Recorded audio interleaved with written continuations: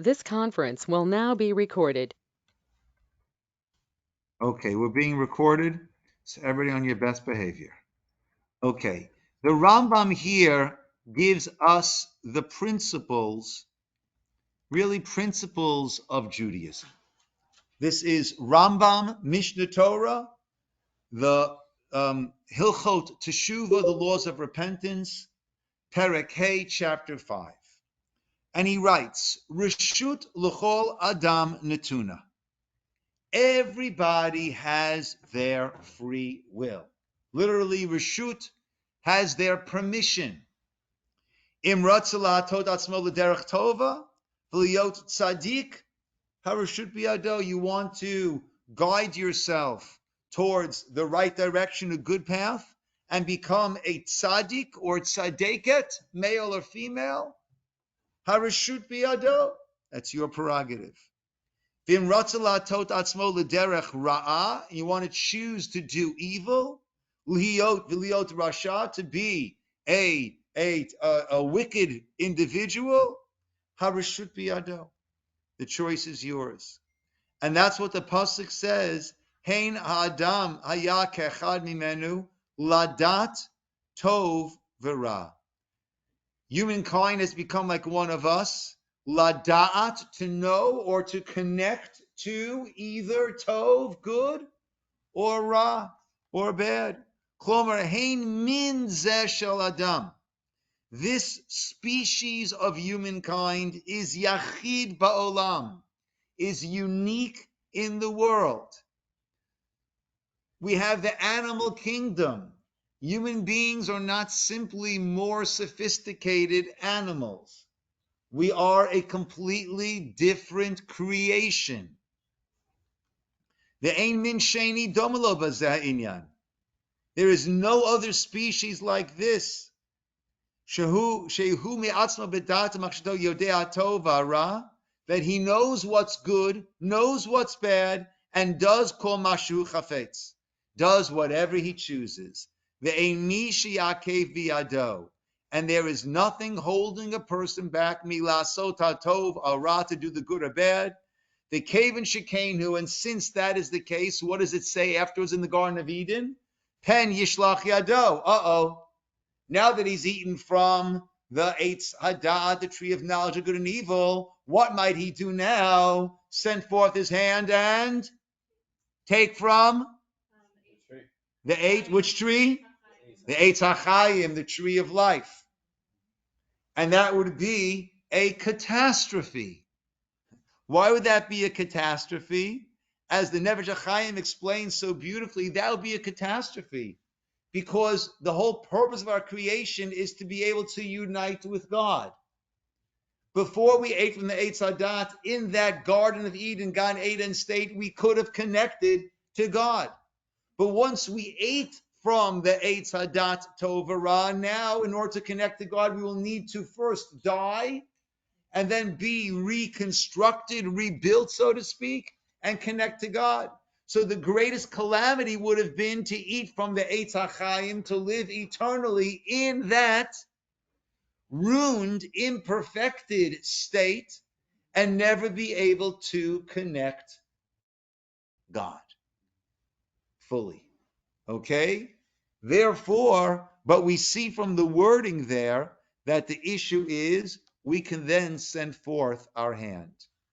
The Vilna Gaon, there's a pasuk, the whole Megillat Esther, the Vilna Gaon says, in addition to the story that we know of Achashverosh and Vashti and Esther and Mordechai and Haman, all the players, there's a whole other level upon which it is teaching. And the party was Olam Hazeh, this world. That's what Achashverosh's party was. And we said over there, discussing that party, we said there, Vashtia kedat ein ones. The drinking was done in a way, ein ones. No one will be forced. Kikain Yisad HaMelech. That's what the king had established. Al kol moshel beito, over all those who are in charge of his house. La sot kirtzon ish v'ish, to do the will of man and man.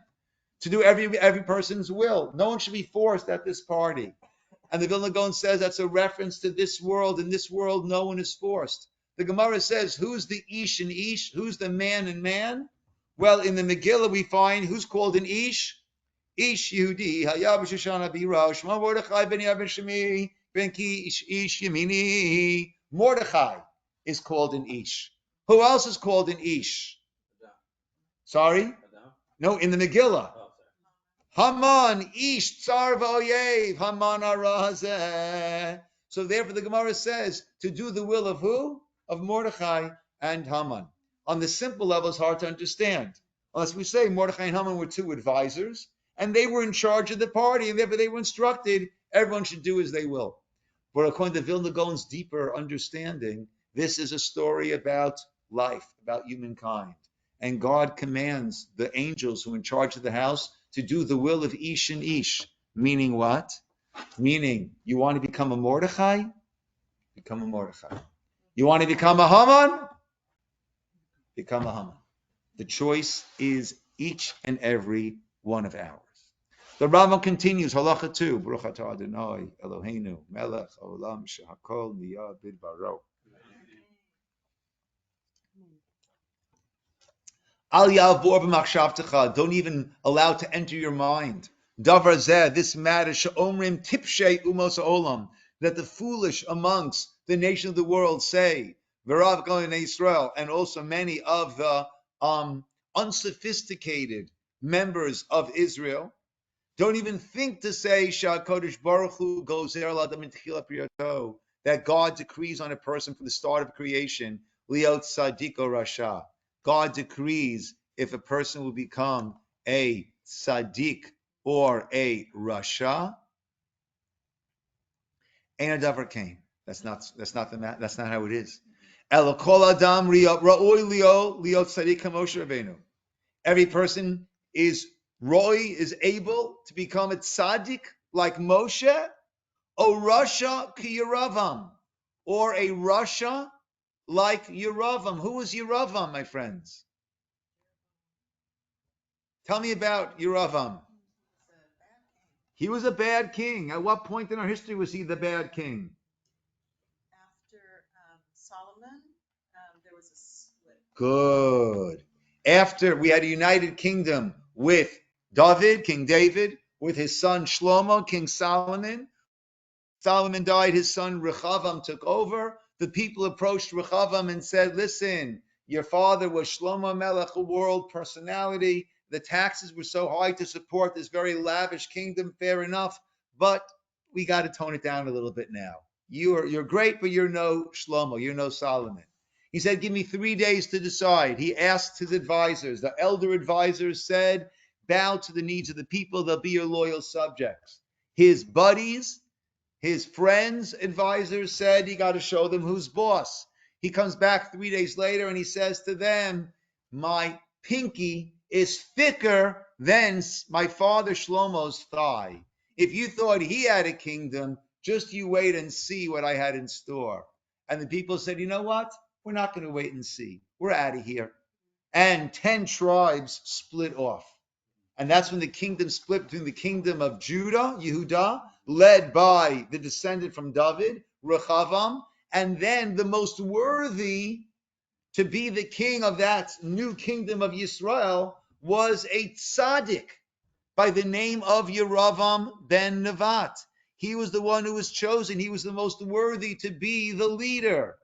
But power. Yeravam was afraid that he would lose his kingdom when everyone would go to Jerusalem at the next holiday, the pilgrimage holidays, right? We have one coming up next week, Thursday night. That was one of the 3 pilgrimage holidays, Pesach, Shavuot, and Sukkot. Everyone would go to Jerusalem. There's a din, there's a law that the only one who's allowed to sit in the courtyard of the temple is a king who is a descendant of David. So Yeravam was afraid they're going to see Rechavam sitting down there. I'm going to be standing like a king. I'm standing like a commoner. And they're going to say, why are we following this guy? This guy's a fake. This guy's an imposter. He's not a real king. He was afraid that he would lose his kingdom. So what did he do? He set up guards that no one could go to Jerusalem. And he made new holidays. And he made 2 golden calves. One in Beit El, the other one in Dan. And he said, Elo Elohecha Yisroel asher aluchem eretz Yisrael. Sound familiar? This is your gods. Israel took you out from Egypt. This is the way to worship God, via these. So he is the paradigm of a chote umachati, someone who sins and causes others to sin. So the Rambam continues, we have the choice. We become a tzaddik like Moshe or a Rosh like Yeravam. O chacham, o sachal, wise or foolish. Now, granted, the Gemara does say that before a child is born, it is decreed. Will he be wise or stupid, strong or weak? Will he be wealthy or poor? What's the one thing that's not decreed?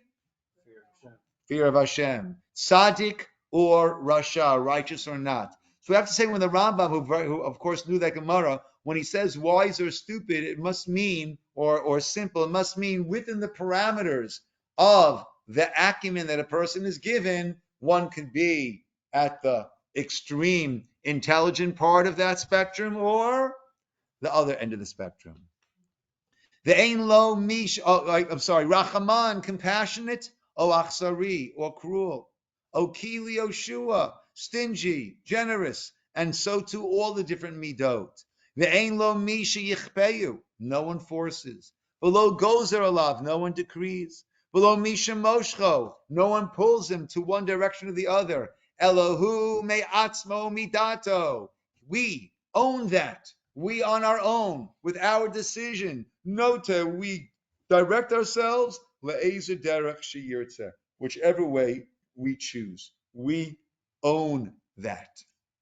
Who, and that's what Yirmiyahu, the prophet Jeremiah said in the book of Eicha. What's the book of Eicha? Lamentations. When do we read Eicha? On Tish'a B'Av. That's what Yirmiyahu said. Mipi Elyon, from the mouth up above, lo teitzei harod v'atov, does not emit either bad or good. Klomar, meaning Eina Bore goes or God is not to create a person to be a good or bad. The Kevet Shekenu, Nimsa Zalchote, son who sins, who ifsided atzmo, is causing that loss to oneself. Ulefikach, and therefore Roylo Livkot Lukonen Achataav. Therefore a person should cry and lament over our misdeeds. Balmasha Asal Nafsho Gmala Ra'ah. Right, and over the harm that one causes oneself, and that's what it says afterwards. Mayit onein adam chai. What's the person complaining about? No one is putting this on you. You've brought this upon yourself. Chazav Omer holo shuteinu biadenu. Since it's our choice, umidatenu, and it's our decision that asinu kol haraot, that we've done anything bad. Therefore, we need to do teshuva. We need to return. To leave that aside, because once again, the choice is ours. As the pasuk there continues in Eicha, let us examine our ways. Let us think about it. And let us return to God. Let us return to Hashem. The davar zeh, I wonder, is that someone coming to our class? Or it might be the mikvah. If it's the mikvah, I don't want to touch it. Let me see if someone is texting me wanting to come. I don't see anything in my texts. I don't see anything. Do I see anything Jewish journey and we're trying to get in? No. Okay. Good. The davar zeh, halacha 3, ikur gadolhu. This is a tremendous foundation, a fundamental of our belief. V'hu amud haTorah. This is the very pillar of Torah and mitzvah, as it says, re'ei, see, it says in Devarim, natati lefanecha hayom. I'm placing before you today et hachayim. I'm placing before you Chaim or Mavet, life or death. Klomar sharashut biyadchem. The choice is yours. Whatever we choose to do, good or bad, it's ours. And that's why it says, right? If only they will have this commitment, God says. What do you mean, if only? God could do what he wants. Yes. But what is it that God wants? For us to have the free will, for us to make the decisions. Klomar, she'ena bari kofa b'nei adam. God does not force. Below gozer lane, nor does he decree lasot tova or ra, to do good or bad. Ela hakol masur lahem. Rather, it's all given over to us. And he continues. Ilu hakelia gozer ladam liot tzedek or rasha. If God were decreeing on a person to be a tzaddik or a rasha, or if there was something that was pulling us beyond our control, right? As part of my innate nature, my DNA.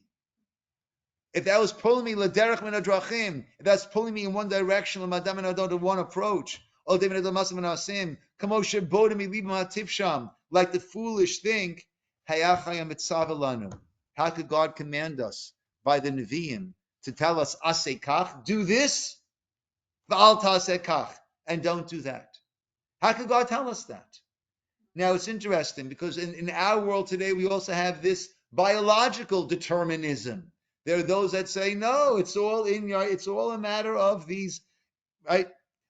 The way that we've been brought up and our DNA, that's going to dictate every decision that we make, basically saying it's not our choices. And that goes against the pillar of Judaism. Or the devil made me do it. I mean, right. Yeah. Yeah. The devil made me do it. Yeah. So mama kom hayalakol Torah kula. So there's no place for the entire Torah.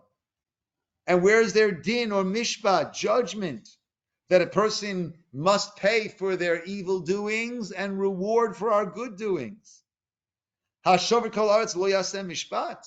Is it possible that the judge of the world will not act in a judicious manner? Right? That's a quote from who?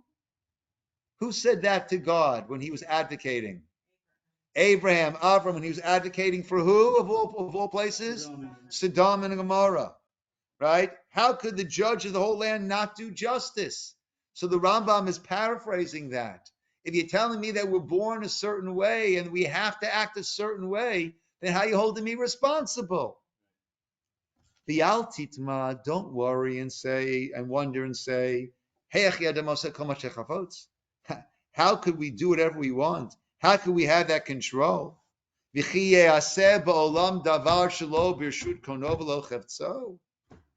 it possible that anything in the world will happen that goes against the will of God? The verse says in Tehillim,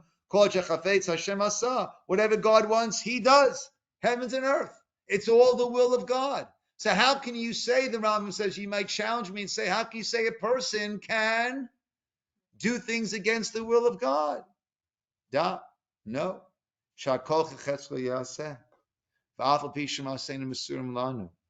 Right? Know that everything is his will, even though we have our choice. Ketzad, how? Kashem shayotzer chayfetz liot ha'esh v'ruach olin l'mal v'mayim v'aretz yudin l'mata. The same way that the Creator wants fire and wind ascends, water, earth goes down, the world goes around, and all other aspects of this world happen. Shechafetzu, that he wants. His will is, we have the choice. Uvidato, right? We're not pulled. Our actions are done by us with our decision. That God gave us this ability to choose. And therefore, we're judged according to our actions. If we do good, we receive the compensation. Otherwise. And that's what the pasuk says in Malachi, miyetchem haitazot lachem. From your own hands, this is what you have. That's what Shlomo says, right? Samach b'chor b'yaldutecha, right? Young man, enjoy your youth, but no. Ki al kol eli v'yachel elokim b'mishpat. But there's accountability for everything. Da, no. Sheyesh b'yadcha koach lasot. Know that you have the ability to choose, but you are atid litain et hadin. You've got to take responsibility for it. Yes. How do we understand our path is already kind of ordered by God, but also Our free will. Our free will. Next halacha of the Rambam, number 5. Shema Tomar. Maybe you'll say, God knows what will be. The Kodem Shiyeh, before it is, Yeda, he knows. This guy's going to be at Tzaddik, O Rasha.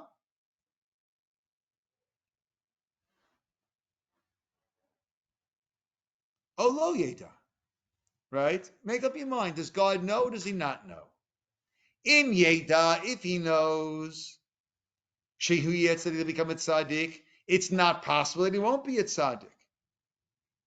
And if you want to say that he knows he'll be a tzaddik, but maybe he'll be a rasha, then guess what? God doesn't know. Right? This is the classic question. Right? How do we understand the paradox of Yediah and Bechira?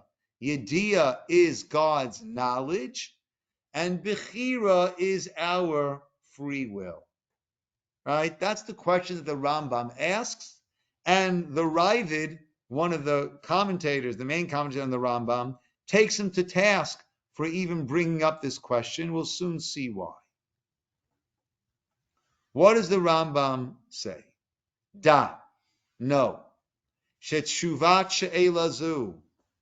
The answer to this question, Aruka me eretz mida rechiva uchaminam. It's wider than all the entire planet, deeper than the ocean. The kami karim, and many fundamental principles. The hararim ramim, and tall mountains are dependent on this. Avol tzarech ata leida lavin. But no one understands what I'm going to tell you right now. I already explained back in the 2nd chapter of Yisodei HaTorah, right? And that's what we did last week, my friends. Shekadosh Baruch Hu, and the laws of the foundations, the fundamentals of Torah. Shekadosh Baruch Hu, Eini yodeh midei asher chutz mimenu k'mnei adam, shehem dvadatam shnayim. There's us and there's our knowledge. The knowledge comes from the outside. It's disparate. Elohu yitala shemo, but he, blessed is his name, v'daito echad. He and his knowledge are one. What does that mean? I don't know. But I got good company. The Rambam says, a human mind cannot comprehend that. And the same way that a human mind cannot understand the essence of a creator of God, as the verse says, no one can see me and live. So too, there's no koach, there's no power in a person to understand the knowledge of God. And that's what the Navi says in Isaiah. We read this every fast day. When we do Torah reading at Mincha and we do a Haftorah, this is what we read. Kilo machshavotai machshavotechem. My thoughts are not your thoughts. Below darchechem derachai. My ways are not your ways. So we have no way of understanding. How does God know all of our actions? And yet we have our free will. But no, he says without any doubt, that the action of a person are in our hands. God does not decree. Right? And this is not just a religious concept that we have, but it's clear from Chachma, from outside wisdom also. And that's why the Nevi'im say, the prophets say, a person is judged according to his actions, and this is a fundamental of our faith. So what's the Rambam's answer? Man's actions is in his own hands, and Hashem does not lead him in any particular direction. Yeah. But how does that jive with God, with the idea? It's a mystery we can't understand. We can't understand Yeah, it. wrap our heads around. Okay. So let me share some thoughts with you on that. Just give me 1 second. That's one of those things where it's like, but I want to understand. Yeah, sure we do. I love to understand But you don't God. want to understand right now. You can wait a little while. That's well said. Right? One of my favorite stories that I shared before. Just 1 second. Well, not God. I was talking about understanding this the concept. Yeah. You know. Yeah, give me 1 second to get into another place I want to You know, get if to. God could show it to you, it'd be like one of those formulas on a board Oh, in man. in a nuclear physics. Yeah. Okay, here's the equation, Ladero. You get it now, right? Now it makes sense. Yes. So a couple of things on this. The Rabbi that I mentioned before asks on the Rambam and says, Lo me chochma. This is not smart of the Rambam. Right? Why are you asking a question, not giving an answer? Why are you putting doubts into a person's mind? If you ask a question, give an answer. You're not going to give an answer. Don't ask the question. That's the Rabbid's complaint against the Rambam. And an approach to answer the Rambam is, well, there is an important answer over here that we need to realize. That important answer is you're not going to understand God.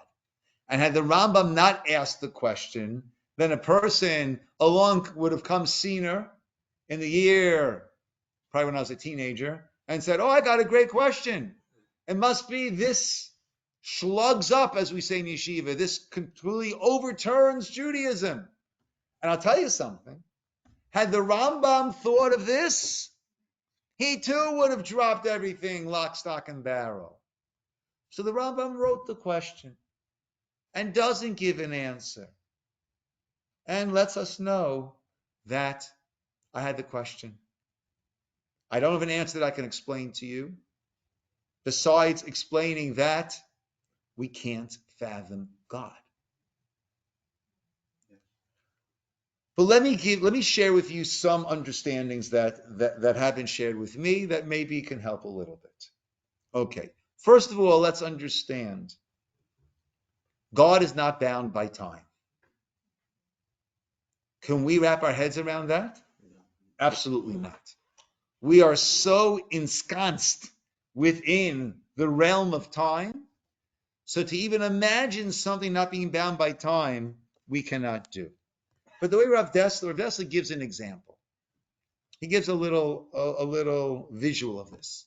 Imagine the table in front of me. And this table is my life. That's when I was born. That's when I will leave this world. And across this table, from here to there, is every event of my life, from beginning to end. And there's a cloth, there's a tablecloth on this table. And when I was born, 1962, that's when this little hole was cut in this tablecloth. And what do we see? Oh, there's little Eugene. Wow, cute little baby. What's ahead? The future, completely covered. And then every moment, what happens? This tablecloth moves. And all of a sudden, now it's over here. This is the present. And now we have a past. And the rest is the future.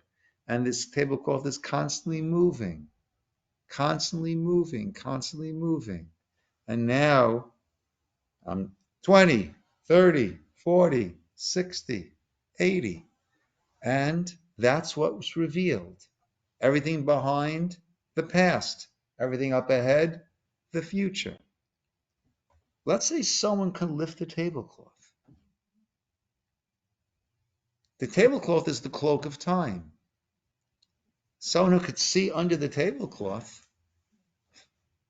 So who needs your stupid little hole over there so you could see what's happening over there? The whole table is there, right in front of me. But if that's the case, do I really have free will? That's the brick wall we run into. So I like to give a little example. The example is, I'm going to share with you something that I don't like to share with many people. I've got the access to a time machine. Keep this within the inner circle here. We got you. I've got access to a time machine.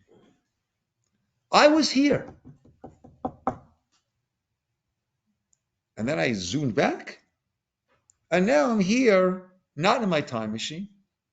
Now I'm here regular. But when I was here on my time machine, I took some notes. And I wrote down over here. Let's see.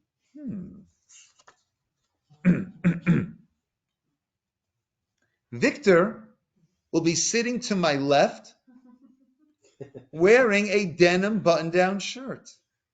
Next to him will be Josiah with a black, what do we call those? What do I write? Can't read my handwriting. Right? And next to him will be Gabriella with a Nike hat. And then at the head of the table will be Esther. Right? But she's having some problems with her neck. She was holding a bottle there next to her neck. I'm not sure why she was doing that. I wrote notes. Ask her after class why she was doing that. And of course, we've got Ladero and Danielle to my right. We've got Rose on the computer, along with Tara, Leticia, David, and Mary, and I even wrote a newcomer. How could I have possibly known that? But welcome, Jesse. Right? So now, did each and every one of you have full free will to decide where you're going to sit, what you're going to wear? You had full free will. My knowledge did not take away from your free will. My knowledge allowed me to look under the tablecloth and see what was going to be happening 5 inches down on the table, which would be 2 days up ahead. So that's how God has his yediyah. God has his knowledge. We have our bechira. We have our free will. And there is no contradiction whatsoever. We who are bound by time say, well, if you know what's up ahead, I can't choose. But if we have this deity not bound by time, then that is no longer an issue. Okay. Let us do some more Rambam. Okay. Let us go to the start. Where am I? Let's go to should we do chapter 1 or 2? Let me see 1 second. Let me see this again. I looked at it before.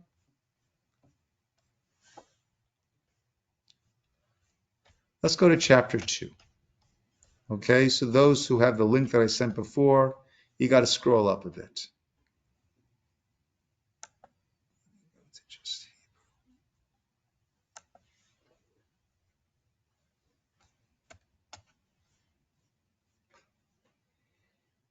Ezohi Teshuva Gemura, chapter 2 in Rambam, Laws of Teshuva, Halacha 1. What does Teshuva mean?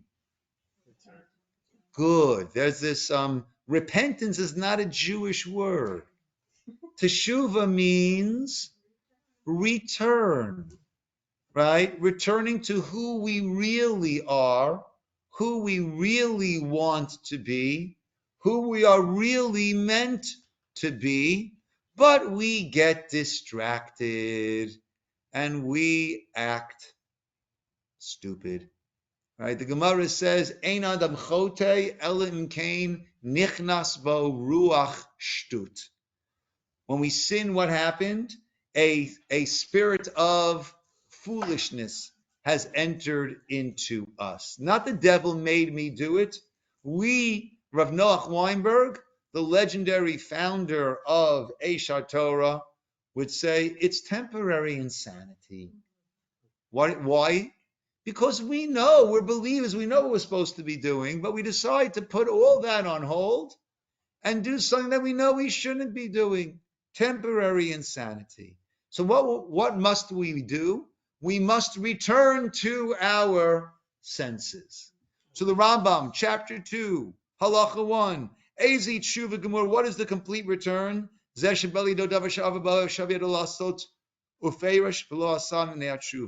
One has the same opportunity in which one had stumbled in the past, and one rises to the occasion and doesn't stumble. Lo mi yira, not out of fear.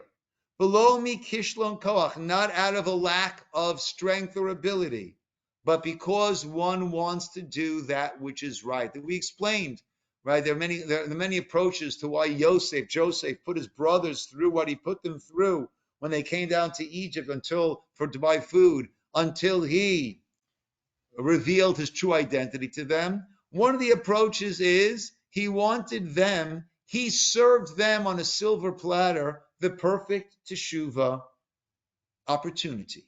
Meaning, they sold Joseph. Now they don't have to sell Binyamin, his brother Benjamin, the other only remaining child of Rachel. But he stole the goblet. And then he's going to be taken into slavery. All they need to do is say, well, he shouldn't have done it, and walk away. Right? Presenting that same opportunity. Kate of the Rambam says, Hare Shabal Ishava Vera.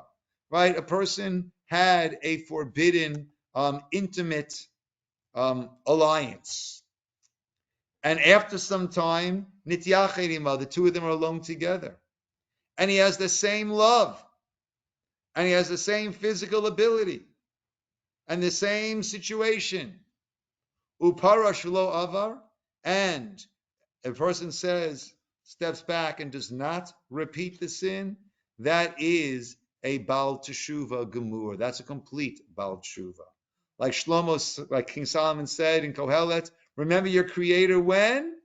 When you're young, when you still have your strength. But if he only did it when he was older, when he didn't really have the strength to do much, even though it's not the greatest teshuvah, the highest level of teshuvah, he is a Baal Teshuvah. He is a person who has returned. Afilu avar koyamav. A person went through his entire life.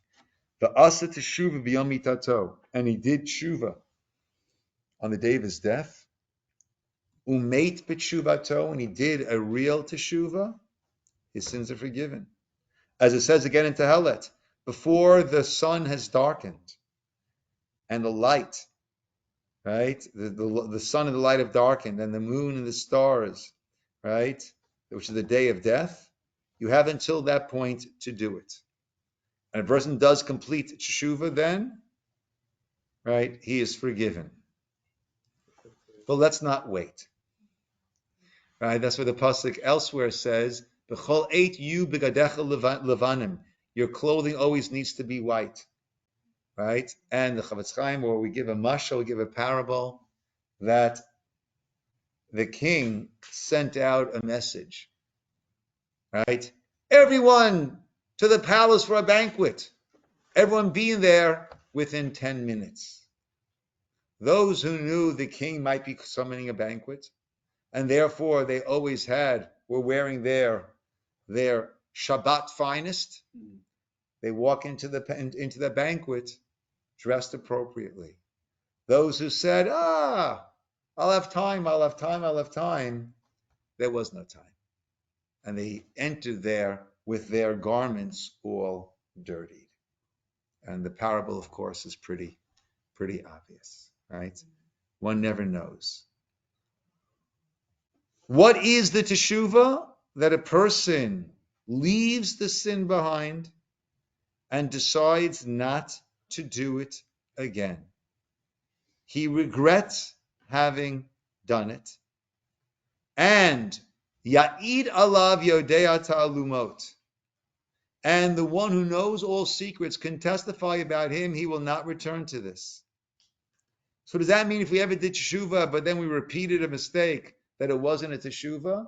So the way it's explained is, you had the conviction at that time that God will testify about you, this person, the way he feels right now, will never do it again.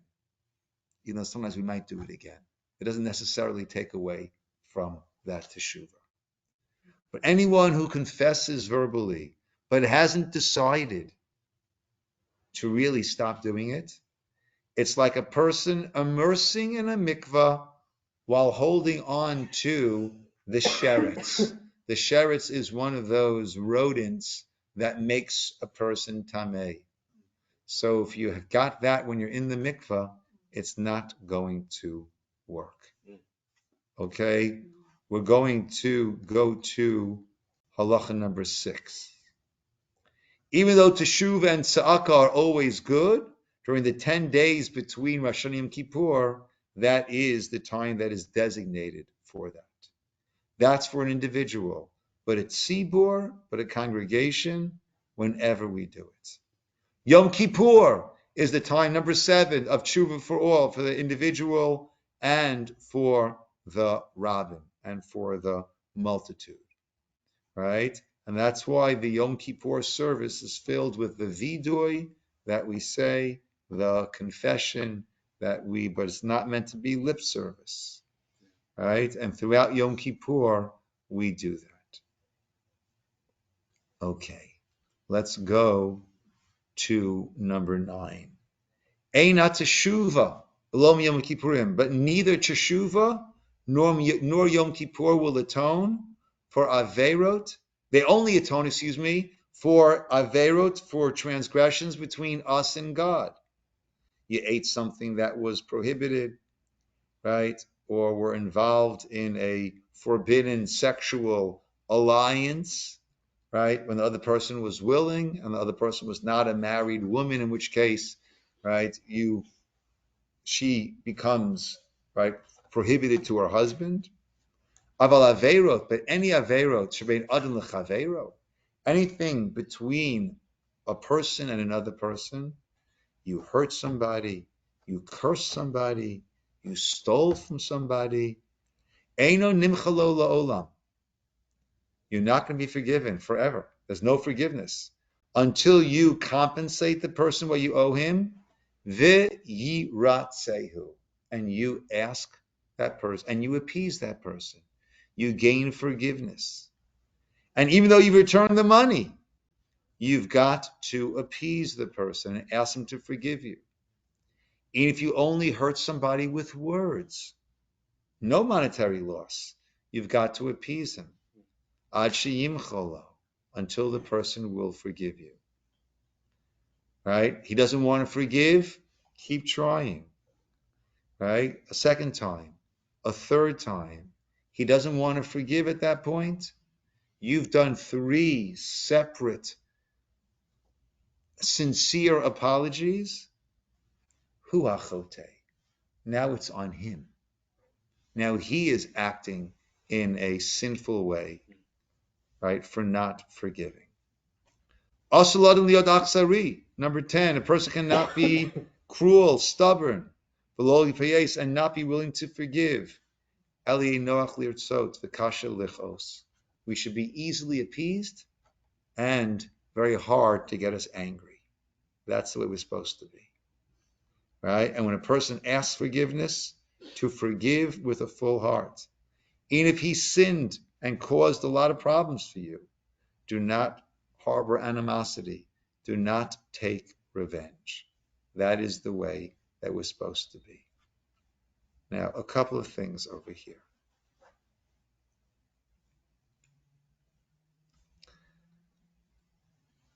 Very often, it always gets under my skin when I see this.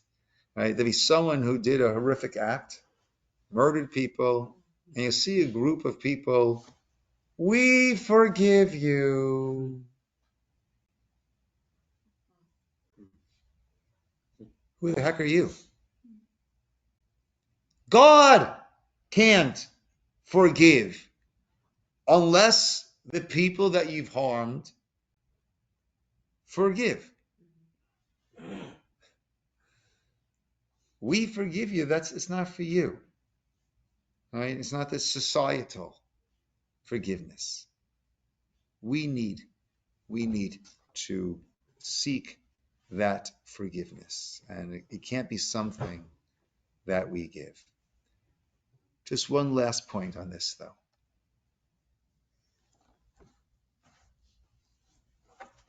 Let's use Joseph, as our guide on this one. Yosef says to his brothers, I am Joseph, the one you sold down to Egypt. The brothers couldn't answer. What does Joseph then say? It wasn't you who sent me down here, but rather it was God. It was Hashem who sent me down. Is that true? It was the brothers that sent him down. However, the brothers could not have successfully used their free will to send Joseph down as a slave to Egypt unless there was a heavenly agreement that it could happen. So in a way, it was God. So if that's the case, so I could take a gun and start shooting people, and if they die, then guess what? It was God. So what do we say, guys? How do we deal with this? If